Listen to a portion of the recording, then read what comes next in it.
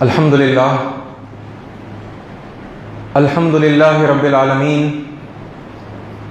والصلاة والسلام علی رسولہ الامین وعلی آلہ واصحابہ اجمعین، اما بعد۔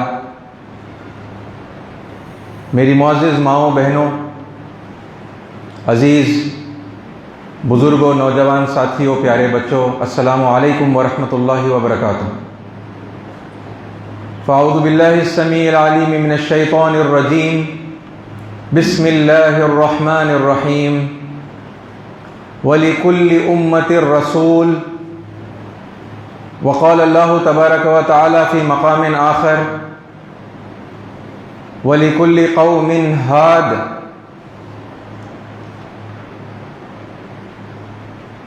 وقال نبی صلی اللہ علیہ وسلم الجنۃ تحت اقدام الامہات، او کما قال علیہ الصلاۃ والسلام۔ ساری تعریف، بڑھائی اور بزرگی سزاوار ہے اللہ رب العالمین کے لیے، جو میرا اور آپ کا اور اس پوری کائنات کا تنہا خالق، مالک، رازق اور پروردگار ہے، اور ہزاروں لاکھوں صلاۃ و سلام ہو اللہ کے آخری نبی حضرت محمد مصطفیٰ صلی اللہ علیہ وسلم پر، جنہوں نے اللہ کا آخری پیغام اللہ کے بندوں تک پہنچایا اور اس کا حق ادا کیا۔ عزیز ساتھیوں، 8 مارچ کو دنیا بھر میں انٹرنیشنل ویمنس ڈے منایا گیا۔ خواتین کی اہمیت اور اس پوری سوسائٹی کے اندر ان کا مرتبہ، ان کا مقام، ان کا رول، ان کی اہمیت کے اوپر بے شمار پروگرامز ہوئے، کانفرنسز منعقد ہوئیں، اور اس موضوع کے اوپر بہت سارے لوگوں کے درمیان میں تبادلہ خیال ہوا۔ اسی حوالے سے آج کے جمعہ کے اس خطبے میں خواتین کے احترام، ان کی اہمیت، ان کی عزت کے سلسلے میں کچھ اہم ترین باتیں میں آپ کے سامنے رکھنا چاہوں گا، اور جس پرسپیکٹو میں آپ کے سامنے کچھ باتیں رکھ رہا ہوں وہ ریلیجیس پرسپیکٹو ہے، دھارمک یا دینی نقطہ نظر ہے، اور اسی حوالے سے میں نے آپ کے سامنے قرآن مجید کی 2 آیات کی تلاوت کی اپنی گفتگو کے بالکل آغاز میں۔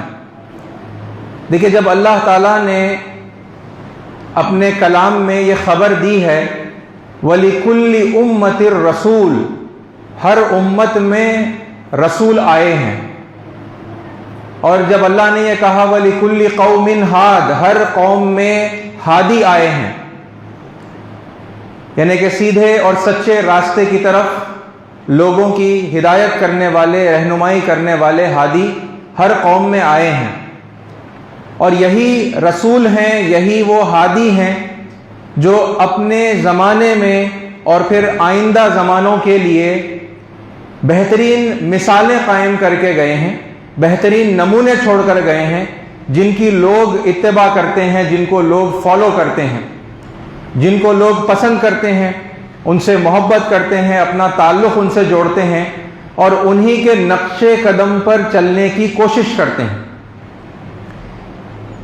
تو جب اللہ تعالیٰ نے رسول اور ہادی بھیجے ہیں تو اس میں پھر لازماً یہ بات بھی شامل رہے گی کہ اللہ تعالیٰ نے جہاں پر مرد و خواتین کے لیے، لیڈیز اور جینٹس کے لیے رسولوں کو بھیجا اور ان کے اسوہ میں، ان کے نمونے کے اندر ایک ایگزامپل رکھا ہے، ایک نمونہ رکھا ہے جسے ہم فالو کر سکتے ہیں، وہیں پر اللہ تعالیٰ نے اپنے پیغمبروں کے ساتھ خواتین کو بھی بھیجا ہے، خواتین کو بھی پیدا کیا ہے، جنہوں نے بہترین مثالیں قائم کی ہیں، اور ان کے کیریکٹر کے اندر بھی بہترین مثالیں ہیں جو مردوں کے لیے بھی ہیں اور عورتوں کے لیے بھی ہیں۔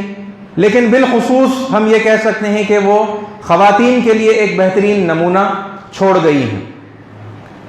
تو ایسی چند اہم ترین خواتین کا میں آپ کے سامنے اس موقع پر ذکر کرنا چاہوں گا، اور یہ بات بھی ہم ملحوظ رکھیں کہ بہترین خواتین جو امت کی اور انسانیت کی ماؤں کی حیثیت رکھتے ہیں وہ بہت ساری ہیں۔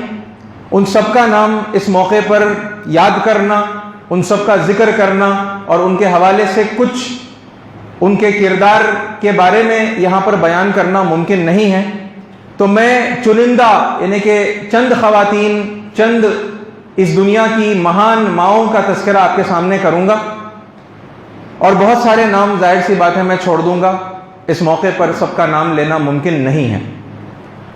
عزیز ساتھیو، ہم بات شروع کریں گے، اور شروع کرتے وقت اس بات کو بھی آپ اپنے ذہن میں رکھیں کہ ہم اپنے ملک میں اور اس سے آگے بڑھ کر پوری دنیا میں جو فساد اور فتنے کا ماحول ہے اسے ختم کرنا چاہتے ہیں، اسے کم کرنا چاہتے ہیں، اور ہم پیار محبت اور امن کی فضا کو عام کرنا چاہتے ہیں۔ ہم اپنے ملک میں بھی یونٹی چاہتے ہیں اور پوری دنیا کے اندر بھی یہ چاہتے ہیں کہ لوگ ایک دوسرے کے ساتھ متحد ہو کر، یونائٹڈ ہو کر رہیں۔ اور آپ کے سامنے اسی حوالے سے تقریباً ہر موقع پر بات رکھنے کی کوششیں ہو رہی ہیں، اور آپ دیکھیں کہ کتنی یہ ہماری خوش نصیبی کی بات ہے کہ اللہ تعالیٰ ہر تھوڑے دنوں میں پھر ایک مرتبہ ایک نیا موضوع ہمیں دے دیتے ہیں جس کے حوالے سے ہم لوگوں کے اندر یونٹی کی، محبت کی، ہارمنی کی باتیں لوگوں کے سامنے کر سکیں۔ تو یہ بھی ایک ایسا ہی موقع ہے، انٹرنیشنل ویمنز ڈے۔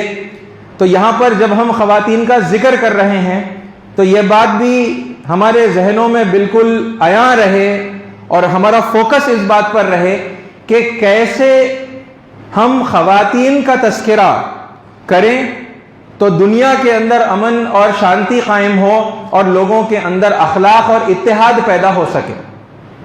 یہ بات کو بھی اپنے ذہن میں رکھتے ہوئے چلیں، اور اسی حوالے سے پھر یہ چند مہان ہستیاں ہیں خواتین میں جن کے نام میں آپ کے سامنے لے رہا ہوں۔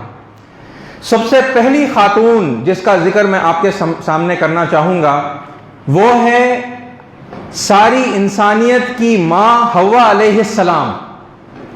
ہم جانتے ہیں کہ سب سے پہلے انسان کو جسے اللہ تعالیٰ نے تخلیق کیا ہے وہ حضرت آدم علیہ السلام ہیں، اور اس سے پہلے کے خطبوں میں ہم یہ بات پہلے کہہ چکے ہیں، میں بس ریمائنڈر کے طور پر آپ کے سامنے دہرا رہا ہوں کہ وہی وہ شخص ہیں جن کو عربی یا اردو زبان میں آدم علیہ السلام کہتے ہیں، اور انہی کو بائبل کے اندر انگریزی میں ایڈم کہا گیا ہے، اور انہی کو ہماری ہندو قوم شیو جی کے نام سے یاد کرتی ہے، یا آدی مانو کے نام سے، سب سے پہلے آدمی کے نام سے، یا پھر شنکر کے نام سے، اور ایسے بہت سارے ناموں سے ان کو یاد کرتی۔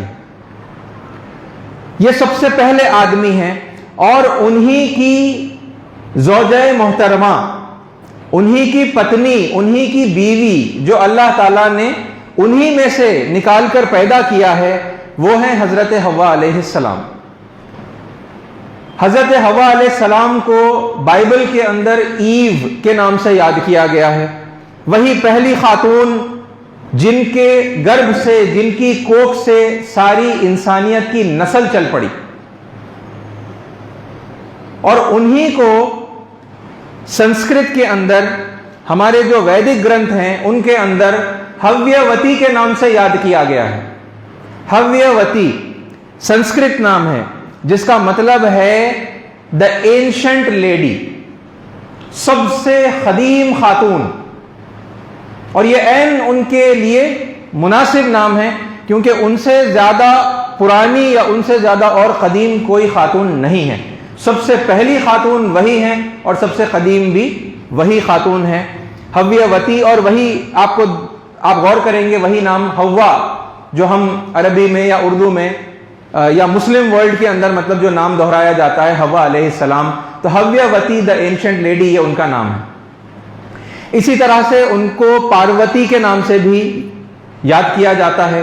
سب سے پہلی خاتون پاروتی جی. اور ان کا ایک اور نام ہے شتروپا. شتہ سنسکرت میں کہتے ہیں 100 کو، روپ کہتے ہیں فارمز کو. تو شتروپا کا مطلب ہوتا ہے 100 فارمز والی. اور ہم جانتے ہیں کہ ایک خاتون اگر ہم دیکھتے ہیں تو وہ ایک ماں بھی ہے، وہ ایک پتنی یا بیوی بھی ہے، وہ ایک بیٹی بھی ہے، وہ ایک بہن بھی ہے، اور پھر اس سے آگے چل کر وہ گھر کی جو ہے کیئر ٹیکر بھی ہے، وہ ڈاکٹر بھی ہوتی ہے، وہ نرس بھی ہوتی ہے، وہ ہماری رازدار بھی ہوتی ہے، وہ ہماری گائیڈ اور ایڈوائزر بھی ہوتی ہے.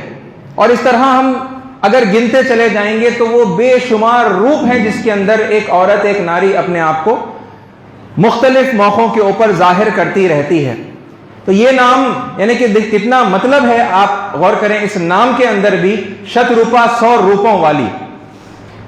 تو یہ وہ مختلف نام ہیں جو اس ایک سب سے پہلی خاتون کے لیے جاتے ہیں. یہ وہ نام ہیں جن کے اندر انہیں یاد کیا جاتا ہے. اور اس میں آپ دیکھیں کہ نہ صرف ہندوستان کے تمام لوگوں کے لیے بلکہ دنیا کے تمام لوگوں کے لیے اتحاد والا یہ نام ہے. یعنی آپ بحیثیت جوڑا اگر دیکھ لیں تب بھی یہ اتحاد کا جو ہے باعث بنتا ہے، اور اگر آپ بحیثیت خاتون، یہ اکیلی ایک خاتون کو اگر ہم دیکھ لیں جو ہم سب کی، ساری انسانیت کی ماں ہے، تب بھی یہ اتحاد کا باعث بنتی ہیں. کیونکہ انہیں یاد کرنے سے، ان کے ذکر کو عام کرنے سے لوگوں کو یہ بات یاد دلائی جا سکتی ہے کہ چاہے ہم کسی بھی ملک سے تعلق رکھتے ہوں، ہماری قوم مختلف ہو، ہماری نسلیں جیسا ہم جانتے ہیں کہ آرین نسل، دراویڈین نسل ہے نا، اور پھر سندھی نسل، یہ 3 بڑی ریسز ہیں جن کے اندر انسانیت تقسیم کر دی گئی ہے. اور پھر چاہے مطلب اور جتنے اختلافات اور ڈائیورسٹیز لوگوں کے اندر پائے جاتے ہوں گے، اب لوگوں کے رنگ الگ ہو گئے، لوگوں کی نسلیں الگ ہو گئی، لوگوں کی زبانیں الگ ہو گئی، ان کے طور طریقے الگ ہو گئے، ان کا کھان پان بدل گیا، ان کے لباس بدل گئے، لیکن یہ بات کتنی خوبصورت ہے کہ ہم اگر یاد رکھ لیں کہ وہی ماں، سب سے پہلی وہ خاتون ہم سب کی ماں ہے نا، جس کے گرب سے، جس کی کوکھ سے ساری انسانیت کا سلسلہ چل پڑا ہے. تو ہم اتنے مختلف ہونے کے باوجود انسان ہیں، اور آپس میں ہمارا ایک دوسرے کے ساتھ خون کا رشتہ ہے، خون کا تعلق ہے. اور یہی بات جب ہم یاد کرتے ہیں تو یہ بات بھی عیاں ہوتی ہے، سمجھ میں بھی آتی ہے، جو اللہ تعالیٰ قرآن مجید میں یاد دلاتا ہے کہ یا ایھا الناس، اے انسانوں. یہ دیکھیں یہاں پر اللہ سارے انسانوں سے مخاطب ہے، یعنی یہ نہیں کہ اے مسلمانوں یا اے ایمان والو، بلکہ اللہ تعالیٰ کہہ رہے ہیں کہ اے انسانوں، یا ایھا الناس انا خلقناکم من ذکر و انثی. اے انسانوں، ہم نے تمہیں ایک مرد اور ایک عورت سے پیدا کیا ہے. وَجَعَلْنَاكُمْ، اور ہم نے تمہیں بنایا ہے شعوباً وقبائل، ہم نے تمہیں بنایا ہے گروہوں کے اندر، خاندانوں کے اندر، قبیلوں کے اندر ہم نے تمہیں تقسیم کیا ہے. کس لیے؟ لِتَعَارَفُوا. کس لیے؟ لِتَعَارَفُوا، تاکہ تم اپنا تعارف کروا سکو ایک دوسرے کو، اپنے آپ کو تم انٹروڈیوس کروا سکو تاکہ تم پہچانے جاؤ. یعنی کہ یہ جتنی نیچرل ڈائیورسٹیز ہم انسانوں میں دیکھتے ہیں، یہ سب یعنی ان میں سے تقریباً یہ نیچرل ہیں، یہ ہمارے پرمیشور نے، خدا نے خود بنایا ہے ہمیں، ہے نا. اب وہ چاہے نسلی اعتبار سے ہم ایک آئیڈینٹی رکھتے ہوں، آرین یا دراویڈین یا سندھی، یا پھر ہم قومی اعتبار سے ایک اپنی آئیڈینٹی رکھتے ہوں، جیسے سارے انڈیا کے لوگ بھارت واسی انڈین ہے نا، اور پھر دوسرے ملکوں کے، امریکہ کے رہنے والے امریکن ہے نا، اور پھر سعودی کے رہنے والے لوگ، سعودی عرب کے رہنے والے سعودی عرب. تو یہ جو ہے یہ کیا ہے؟ یہ لوگوں کی آئیڈینٹی ہے تاکہ ان کا تعارف ہو سکے. اور اس کے علاوہ اور بھی جو ڈائیورسٹیز ہیں، ہمارے رنگوں کا الگ ہونا ہے نا، ہمارے فیچرز کا تھوڑا سا الگ ہونا، ہماری لینگویجز کا الگ ہونا، ہمارے لباس کا، ہمارے پہناوے کا، ہمارے کھان پان کا الگ ہونا، یہ سب چیزیں آپ دیکھیں گے، غور کریں گے، یہ نیچرل ڈائیورسٹیز ہیں. اللہ کہہ رہا ہے کہ ہم نے بنایا ہے. وَجَعَلْنَاكُمْ شُعُوبًا وَقَبَائِلَ لِتَعَارَفُوا. یہ شعوب کے اندر اور یہ قبائل کے اندر تمہیں تقسیم ہم نے کیا ہے. کیوں؟ تاکہ تم ایک دوسرے سے اپنا تعارف کروا سکو. یہ تعارف کے لیے تھا، برتری کے لیے اور کمتری کے لیے نہیں تھا. آپ دیکھیں گے، اگر غور کریں گے تو آپ کو یہ بات سمجھ میں آئے گی کہ لوگوں نے نیچرل ڈائیورسٹی کو فساد کی اور انتشار کی اور ایک دوسرے سے دوری کی بنیاد بنا لیا ہے. یہ جو نیچرل ڈائیورسٹی ہے، یہ جو فطری اختلاف ہے، یہ اس لڑائی جھگڑے کے لیے، یہ فساد کے لیے نہیں تھا، یہ تعارف کے لیے تھا. اور پھر اس سے آگے چل کر اللہ تعالیٰ کیا بتاتا ہے؟ ان اکرمکم عند اللہ اتقاکم. تم میں سے سب سے زیادہ اکرام والا، عزت والا اللہ کے نزدیک کون ہے؟ اتقاکم، تم میں سے جو سب سے زیادہ پرہیزگار ہے، سب سے زیادہ بھکتی والا جو ہے، یعنی پرمیشور کے پرتی بھکتی، اللہ کے لیے تقوی. وہی بات ہے نا؟ بس لینگویجز کا فرق ہے، لیکن اگر تھوڑا سا اوپن مائنڈ کے ساتھ میں ساری زبانوں کو اللہ کی زبانیں سمجھتے ہوئے اگر ہم لینگویجز کا فرق سمجھ لیں تو پتہ چلتا ہے کہ ہندو بھی وہی بات بتاتے ہیں، عیسائی بھی وہی بات بتاتے ہیں، مسلمان بھی وہی بات بتاتے ہیں، اور مختلف جو دھرم کے ماننے والے لوگ ہیں وہ بھی وہی بات بتاتے ہیں. تو یہ جو پرہیزگاری ہے، یہ پرہیزگاری کا یہ مطالبہ ہے کہ ہم مل جل کر رہیں، ہم ایک دوسرے کے ساتھ امن و امان قائم کر کے رہیں، ہے نا؟ ایک دوسرے کی عزت اور احترام کریں، ایک دوسرے کی ہم مدد کریں، ایک دوسرے کو اوپر اٹھانے میں ایک دوسرے کا ہم ساتھ دیں، سہیوگ کریں. تو کتنی خوبصورت بات ہے کہ اللہ اس بات کو قرآن میں یاد دلا رہا ہے کہ ہم نے تم سب کو ایک مرد اور ایک عورت سے پیدا کیا ہے. اس ایک عورت کا میں آپ کے سامنے تذکرہ کر رہا تھا، وہ ہم سب کی ماں ہے نا، ہم سب کی، ساری انسانیت کی ماں ہیں. تو کیا اس ماں کو اس موقع پر یاد کر کے ہم لوگوں کے اندر اتحاد کا پیغام نہیں دے سکتے؟ یہ ڈائیورسٹی سے ہمیں اختلاف نہیں ہے، ڈائیورسٹی تو ہے، اللہ نے خود بنائی ہے وہ ڈائیورسٹی، ہے نا، وہ بالکل نیچرل ہے، لیکن وہ صرف پہچان کے لیے تھا، وہ صرف ہمارے تعارف کے لیے، ہمارے انٹروڈکشن کے لیے تھا، وہ فساد کے لیے نہیں تھا. وہ کسی ایک گروہ کو اونچا اور کسی دوسرے گروہ کو نیچا دکھانے کے لیے، اور پھر جس کے پاس پاور ہے وہ دوسروں کو پھر اس بہانے سے یعنی کچلنے کے لیے وہ نہیں تھا. تو عزیز ساتھیو، یہ سب سے پہلی خاتون ہے جن کا میں نے آپ کے سامنے تذکرہ کیا، حضرت حوا علیہ السلام. اس سے اور جب ہم آگے بڑھتے ہیں تو پھر تاریخ کے اندر ایک اور عظیم ناری، ایک اور عظیم ترین خاتون جس کو ہماری ہندو قوم یاد کرتی ہے، مانتی ہے، وہ ہے سیتا میاں. ہم جانتے ہیں کہ شری رام چندر جی ہندوستان کے بڑے مہانائک رہے ہیں، اور میں نے آپ کے سامنے اس بات کا اعلان کیا تھا کہ ہماری ریسرچ اور ہماری اسٹڈی کے مطابق ہم نے قرآن مجید کی روشنی میں ان کو ہندوستان کے بڑے پیغمبروں میں پایا ہے. ان کی پتنی، ان کی بیوی سیتا میاں یا ماتا سیتا اگر ہم انہیں کہیں، تو ان کے کیریکٹر کو جب ہم دیکھتے ہیں تو ہمیں پتا چلتا ہے کہ وہ ہر حال میں اپنے شوہر کی وہ وفادار ہیں. یعنی آپ جب یہ دیکھتے ہیں کہ شری رام چندر جی کو ان کے محل سے نکالا گیا اور جہاں ان کو مہاراجا بنایا جا رہا تھا، ان کو صرف مہاراجا کی گدی سے ہی نہیں ہٹایا گیا بلکہ انہیں پورے شہر سے یعنی کہ نکل جانے کے لیے کہا گیا، ان کو ونواس کی جو ہے سزا سنائی گئی.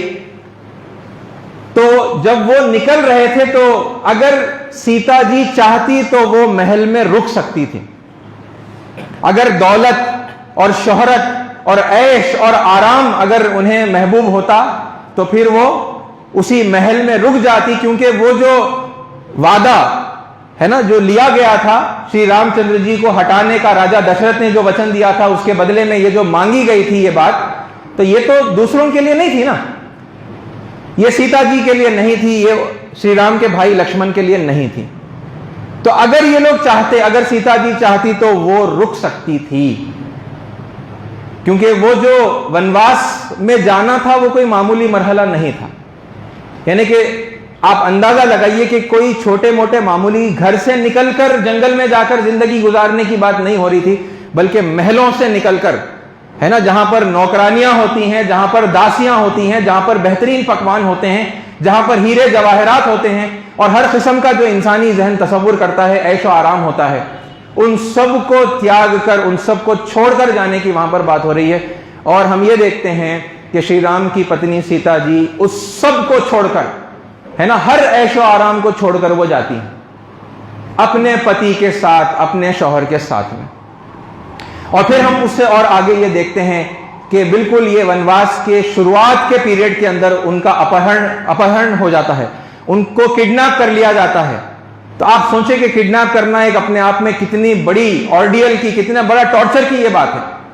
اور اس سب کے اندر اپنے آپ کے اوپر قابو رکھنا, اطمینان کے ساتھ رہنا, اس امید کے ساتھ میں رہنا کہ مجھے بچا لیا جائے گا, ہے نا, یہ وہ کوالٹیز ہیں جو ہم سیتا جی کے اندر دیکھتے ہیں.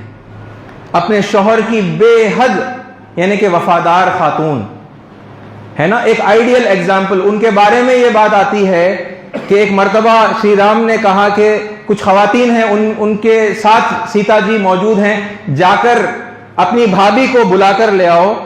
تو لکشمن کہتے ہیں کہ میں نے ان کا چہرہ آج تک کبھی نہیں دیکھا. آپ یہ سوچیں کہ یہ جو مریادہ ہوتی ہے ایک عورت کی, ہے نا, یہ جو حیا ہوتی ہے ایک عورت کے اندر, اور اپنے آپ کو ڈھانک کر رکھنا, اپنی خوبصورتی کو پرائی آنکھوں سے چھپا کر رکھنا, اس کی کتنی بہترین مثال ہمیں سیتا جی کے کردار میں ملتی. یہ جو حجاب کا مسئلہ چل رہا ہے نا, جس کو ہم جیسے تیسے سلجھانے کی کوشش کر رہے ہیں, اور آپ دیکھ ہی رہے ہوں گے کہ سلجھنا کم الجھنا زیادہ ہو رہا ہے نا. یہ آدرش کو سامنے رکھ کر لوگوں سے بات نہیں کی جا سکتی تھی اس موقع پر, ہے نا. لڑائی جھگڑے کے اوپر اتر آنے کے بجائے, یا اپنا حق مانگنے کے بجائے, حق مانگیے, میں حق مانگنے سے منع نہیں کر رہا, لیکن پیار محبت کے ساتھ یہی نمونہ, یہی آدرش اگر ہمارے ہندو بھائیوں کے سامنے, سارے نہیں, وہ جو اس بات کو مطلب مدعا بنا رہے ہیں, اس کو یعنی بگاڑ رہے ہیں, اس کو پولرائزیشن کے لیے استعمال کر رہے ہیں, ان کے سامنے اگر ہم یہ آدرش رکھ دیتے کہ یہ جو حجاب ہے, یہ جو اپنے آپ کو کور کرنا ہے, یہ کوئی اسلام کی انوکھی, ہے نا, کوئی مطلب تعلیم نہیں ہے, بلکہ یہ ہمیشہ سے دھرم کا یہ حصہ رہا ہے. اور ہماری مہان جو رانیاں رہی ہیں اس سے پہلے پراچین دور کے اندر, ویدک کال کے اندر, وہ سب یہ مریادہ کا, اس حیا کا, اس پردے کا, اس حجاب کا اہتمام کرتی ہوئی آئی ہے. یہ ہماری بھارتی سنسکرتی ہے, یہ بھارت کا کلچر ہے کہ عورت جو ہے اپنے آپ کو مریادہ کے اندر, حیا کے اندر وہ ڈھانک کر رکھتی ہے. اس کی خوبصورتی اس کے شوہر کے لیے ہوتی ہے, پرائی نظروں کے لیے نہیں ہوتی. یہ طریقہ ہوتا ہے بات کرنے کا, ہے نا, مسئلوں کو سلجھانے کا طریقہ جو اللہ تعالیٰ نے مجھے اور آپ کو قرآن میں اور اللہ کے نبی صلی اللہ علیہ وسلم کی زندگی سے سکھایا ہے. اور یہ بات بھی آپ اور میں یاد رکھیں, دیکھیں, کسی ایک ہستی جس کو بہت سارے لوگ مانتے ہیں, اس ایک ہستی کا آدر کرنا, سمان کرنا, اس کو ایک ہستی کی عزت کرنا, گویا کہ اس پوری قوم کی, ان تمام لوگوں کی عزت کرنا ہے جو ان کو اپنا محبوب مانتے ہیں. اور اسی ایک ہستی کی بے عزتی کرنا, وہ ایک ہستی کی بے عزتی نہیں ہے, بلکہ ان کے تمام چاہنے والے, ان کے تمام ماننے والوں کی بے عزتی ہوتی ہے. یہ کیا اپروچ ہے جو مسلمانوں میں سے بعض لوگوں نے اختیار کر لیا ہے, جبکہ قرآن مجید اٹھا کر دیکھتے ہیں, اللہ کے پیارے نبی صلی اللہ علیہ وسلم کی سیرت اٹھا کر دیکھتے ہیں, تو آپ کو یہ ایسا ملتا ہے آپ کو کہ لوگوں کی بے عزتی کی جا رہی ہے, ان کو گرایا جا رہا ہے, ان کی انسلٹ کی جا رہی ہے. تو پتہ چلتا ہے کہ یہ قرآن میں تو یہ تعلیم نہیں دی گئی ہے نا, لوگوں کی بے عزتی کرنے کی اور یعنی کہ ان کی توہین کرنے کی. تو یہ چیزوں کو تھوڑا سا ہم غور کرتے جائیں, اور پھر اس کے بعد میں حقیقتوں کو بھی آپ تلاش کریں. ہے نا, آپ تھوڑا سا ریسرچ کریں, سنی سنائی باتوں پر ہے نا ہم اپنے فیصلے نہ کریں, بلکہ ہم علم کی بنیاد پر اپنے فیصلے کریں. ذرا تحقیق کر لیجئے. اگر آپ کو کسی شخصیت کو نہیں ماننا ہے تو میں بس آپ سے یہ گزارش کرتا ہوں کہ بھائی آپ علمی بنیاد کے اوپر مت مانیے. آپ کے پاس ایک ریسرچ, ایک اسٹڈی ہونی چاہیے کہ فلاں شخصیت نہیں ہے. آپ کے پاس ہے ایسی کوئی ٹھوس اسٹڈی تو پھر لائیے, ہمیں بھی بتائیے, ہے نا. ورنہ آپ ہم سے ہماری اسٹڈی کی ڈیٹیلز آپ لیجیے, ہم آپ کو بتائیں گے کہ کیسے ہم ان کو مانتے ہیں, ہے نا, کس بنیاد پر. کیونکہ میں نے آپ کے سامنے کہا کہ میں قرآن کی روشنی میں ہم نے ان شخصیتوں کو برحق پایا ہے. تو وہ اسٹڈی آپ دیکھیے کہ کیسے قرآن مجید ہمیں گائیڈنس دیتا ہے. تو عزیز ساتھیو, بہرحال یہ ایک اور وہ بڑی شخصیت تھی جس کا میں نے آپ کے سامنے نام لیا. اور یہ جو کوالٹیز ہیں, ہے نا, چاہے وہ حوا علیہ السلام کی کوالٹیز ہوں, یا پھر سیتا میاں کی کوالٹیز ہوں, یا پھر اور آگے چل کر میں جن خواتین, میں جن رانیوں کا ذکر آپ کے سامنے کروں گا, جن ماؤں کا ذکر آپ کے سامنے کروں گا, یہ کوالٹیز صرف یعنی کہ چرچا کے لیے نہیں ہے نا, کہ ہم تھوڑی دیر بات چیت کر لیں. بات چیت تو ابتدا میں ہوتی ہے, کچھ چرچا تو ایک ابتدا کا ایک مرحلہ ہے, لیکن اس کے بعد ہونا یہ چاہیے کہ یہ جو کوالٹیز ہیں یہ نمونہ ہے نا, یہ ایگزامپل ہیں ہمارے لیے. تو پھر ہمیں یہ چاہیے کہ وہ کوالٹیز کو اپنے اندر پیدا کریں. یعنی ہماری خواتین کو چاہیے, ہماری عورتوں کو چاہیے کہ یہ کوالٹیز, یہ بہترین ہے نا جو اوصاف ہیں وہ اپنے کردار کے اندر پیدا کریں. اور اسی لیے ان کا تذکرہ ہو رہا ہے. اور اس سے ہم آگے بڑھتے ہیں تو دو ماؤں کا ذکر, ایک کا نام ہے دیوکی اور دوسری کا نام ہے یشودا میاں. دیوکی ماتا وہ ہیں جنہوں نے شری کرشن کو جنم دیا, اور یشودا ماتا وہ ہیں جنہوں نے انہیں پال پوس کر بڑا کیا. اور دونوں نے بہت پیار کے ساتھ, بہت لاڑ کے ساتھ اور بہت یعنی خیال رکھتے ہوئے شری کرشن کی پرورش کی اور ان کو بڑا کیا. یہ دونوں خواتین نے اپنے دور میں, یعنی یہ کون سا دور ہے, یہ مہابھارت کا دور ہے نا, اس دور کی خواتین کے لیے, اس دور کی عورتوں کے لیے اور پھر بعد میں آنے والی عورتوں کے لیے انہوں نے ہے نا بہترین ماؤں کا نمونہ پیش کیا ہے. پھر اس سے اور آگے اگر ہم بڑھتے ہیں تو عزیز ساتھیوں, میں آپ کے سامنے ذکر کرنا چاہوں گا جوچ بید ماتا کا. ماں جوچ بید, یہ نام حضرت موسیٰ علیہ السلام کی ماں کا نام ہے, ماں جوچ بید. ان کا نام لیے بغیر قرآن مجید نے ان کا تذکرہ کیا ہے. اور یہ وہ خاتون ہیں, آپ جانتے ہیں نا وہ پس منظر کے, جب موسیٰ علیہ السلام پیدا ہوئے تو فرعون نے بنی اسرائیل کے تمام بیٹوں کو قتل کرنے کا حکم دیا تھا اور بیٹیوں کو زندہ چھوڑ دینے کا حکم دیا تھا. یہ عظیم بلا کے اندر بنی اسرائیل کو اللہ تعالیٰ نے مبتلا کیا تھا. تو اس موقع کے اوپر موسیٰ علیہ السلام کی جب ولادت ہوتی ہے, جب وہ پیدا ہوتے ہیں تو ان کو بچانا ہے, اور بچانے کی خاطر اللہ تعالیٰ نے موسیٰ علیہ السلام کی والدہ کے اوپر یہ وحی کی کہ اپنے بیٹے کو ایک تابوت میں, یعنی لکڑی کا ایک جیسا باکس, کاسکٹ ہوتا ہے, ڈبہ ہوتا ہے, اس میں اپنے بیٹے کو چھپاؤ اور پھر دریائے نیل کے اندر اس کاسکٹ کو بہا دو, اس تابوت کو بہا دو. آپ سوچئے کہ کسی ماں کے دل پر کیا گزرے گی جب اسے اپنی اولاد کو بچانے کی خاطر اتنا خطرناک قدم اٹھانا پڑ جائے, ہے نا. یعنی بچے کو ایک تابوت میں رکھ کر دریا میں بہا دینا, اور پھر اس بچے کا کیا انجام ہوگا, ہے نا. لیکن ہم یہ دیکھتے ہیں کہ حضرت موسیٰ علیہ السلام کی والدہ ایک نہایت ہی ایمان والی, ہے نا, زبردست ایمان والی وہ خاتون ہے. بڑی ان کی جو ہے پرمیشور کے اندر, خدا کے اندر آستھا ہے, بڑا ایمان ہے.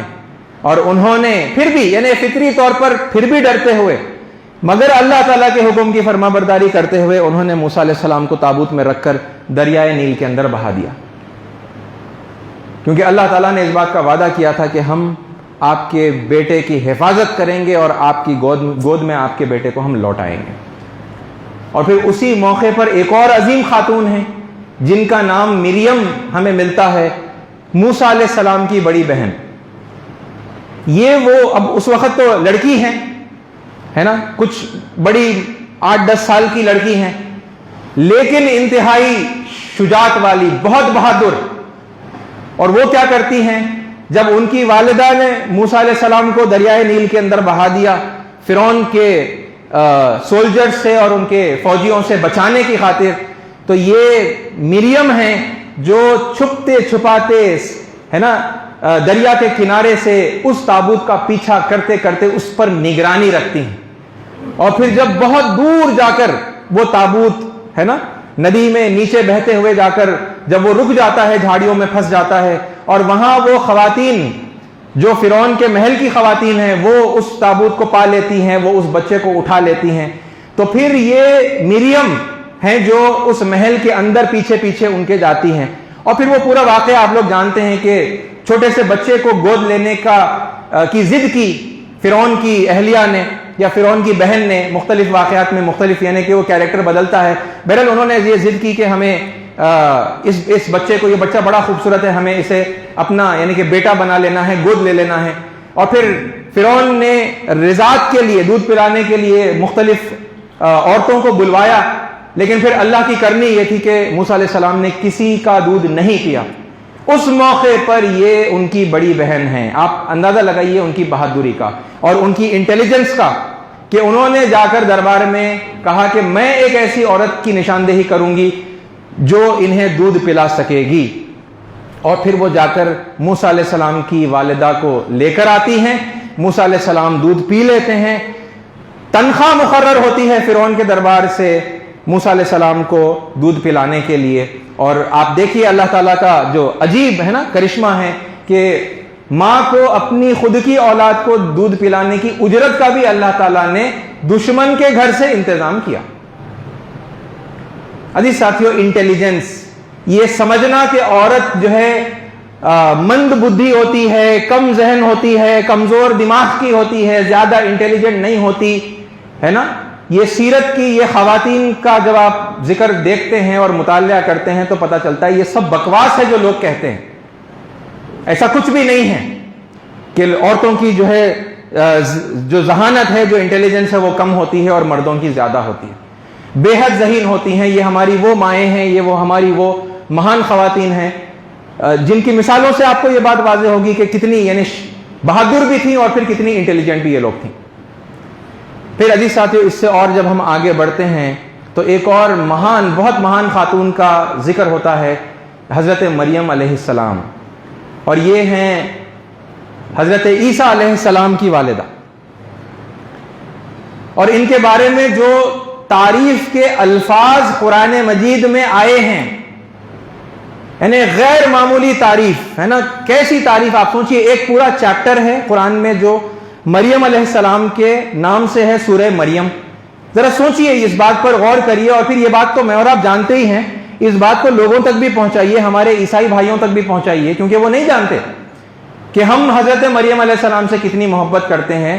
اور قرآن میں ان کے نام سے چیپٹر ہے. آپ سوچئے، حضرت آمنہ کے نام سے چیپٹر نہیں ہے، حضور محمد صلی اللہ علیہ وسلم کی والدہ کے نام سے قرآن میں کوئی چیپٹر نہیں ہے، اور عیسیٰ علیہ السلام کی والدہ کے نام سے قرآن مجید میں چیپٹر ہے. اور آپ یہ سوچئے کہ اللہ تعالیٰ نے کیسے ہمیں رشتہ جوڑنا سکھایا ہے نا. ان کو الگ سمجھ کر، ایک الگ دین کے پیروکار سمجھ کر، ان کو دشمن سمجھ کر، ان سے تعلق توڑ کر ان کے پاس جاتے ہی نہیں، ان سے بات ہی نہیں کرتے. یہ مومنوں کا مزاج نہیں ہونا چاہیے، کیونکہ ایسی تعلیم اللہ تعالیٰ نے قرآن میں نہیں دی. بلکہ اللہ تعالیٰ کیا تعلیم دیتا ہے، دیکھیے ان آیتوں کو آپ دیکھیے. وَإِذْ قَالَتِ الْمَلَائِكَةُ، اور یاد کرو جب فرشتوں نے کہا، یا مریم، اے مریم، اے مریم، ان اللہ اصطفاکی، یقیناً اللہ تعالیٰ نے آپ کو چن لیا ہے، وطہرکی، اور آپ کو پاکیزہ بنایا ہے، واصطفاکی، اور آپ کو برگزیدہ کیا ہے، علی نساء العالمین، سارے جہانوں کی عورتوں کے اوپر، سارے جہاں کی عورتوں کے اوپر آپ کو فضیلت بخشی ہے اللہ تعالیٰ نے. کیسی غیر معمولی تعریف ہے اللہ تعالیٰ جو حضرت مریم علیہ السلام کی کر رہا ہے. آپ بتائیے نا لوگوں کو جا کر کہ آپ ان سے محبت کرتے ہیں، آپ ان کی رسپیکٹ کرتے ہیں، آپ کا ان سے تعلق ہے، اور وہ اللہ کے برگزیدہ پیغمبر کی ماں ہیں، ہے نا؟ تو یہ ہوتا ہے نا، لوگوں سے تعلق جوڑنے کا کام، فساد کو ختم کرنے کا کام، محبت اور الفت اور قربت لوگوں کے ساتھ ہے نا پھیلانے کا، بڑھانے کا کام۔ عزیز ساتھیو، اسی تذکرے میں جو آخری خاتون کا ذکر میں اس موقع پر آپ کے سامنے کروں گا وہ ہے ام المؤمنین خدیجۃ الکبریٰ رضی اللہ تعالی عنہا کا۔ میں اور آپ جانتے ہیں کہ ماں خدیجہ رضی اللہ عنہا کس قدر اللہ کے نبی صلی اللہ علیہ وسلم کے ساتھ ان کے نکاح کے بعد میں ہے نا قریب رہی ہیں، بہت زیادہ اللہ کے نبی صلی اللہ علیہ وسلم آپ کو پسند کرتے تھے، اور بے حساب مدد حضرت خدیجہ نے ہر قدم پر اللہ کے پیارے نبی صلی اللہ علیہ وسلم کی ہے۔ وہ غار کا واقعہ جس موقع پر پہلی وحی نازل ہوئی اور جبریل علیہ السلام سے رسول اللہ صلی اللہ علیہ وسلم کی پہلی ملاقات ہوئی اور آپ ڈر گئے، آپ گھبرا گئے، اور آپ اپنے گھر کو جب آئے تو آپ کہہ رہے تھے مجھے اڑاؤ مجھے اڑاؤ، زملونی زملونی، تو اس موقع پر ہمت دلانے والی ہے نا، آپ کا ڈھارس باندھنے والی اور آپ کو اطمینان پہنچانے والی حضرت خدیجہ رضی اللہ عنہا ہے۔ ایک خاتون ہے نا، یاد رکھیے خاتون، ہم سمجھتے ہیں نا، میں نے ابھی آپ سے کہا کہ لوگ سمجھتے ہیں کہ خواتین انٹیلیجنٹ نہیں ہوتی، ان کی عقل جو ہے مردوں سے کم ہوتی ہے۔ حضرت خدیجہ وہاں پر ہمت دلا رہی ہیں۔ پھر انہوں نے اپنے بھائی ورقہ بن نوفل کے پاس وہ رسول اللہ صلی اللہ علیہ وسلم کو لے کر گئی، ہے نا، وہ عیسائی عالم تھے، وہ ایک خدا کو مانتے تھے، ان کے پاس حضور اکرم صلی اللہ علیہ وسلم کو وہ لے کر گئی۔ تو پھر ہم جانتے ہیں کیا ہوا ہے نا، کہ ورقہ بن نوفل نے رسول اللہ صلی اللہ علیہ وسلم کے ساتھ ہونے والے اس واقعے کی جب تفصیل سنی تو انہوں نے کہا یہ تو وہی ناموس ہے جو موسیٰ علیہ السلام کے پاس آیا تھا، یعنی یہ جو فرشتہ آپ کے پاس آیا ہے یہ ہر پیغمبر کے پاس آیا ہے، یہ اس سے پہلے موسیٰ علیہ السلام کے پاس بھی آیا ہے۔ انہوں نے ناموس کہا، جبریل نہیں کہا، انہوں نے یہ تو وہی ناموس ہے جو موسیٰ علیہ السلام کے پاس آئے تھے۔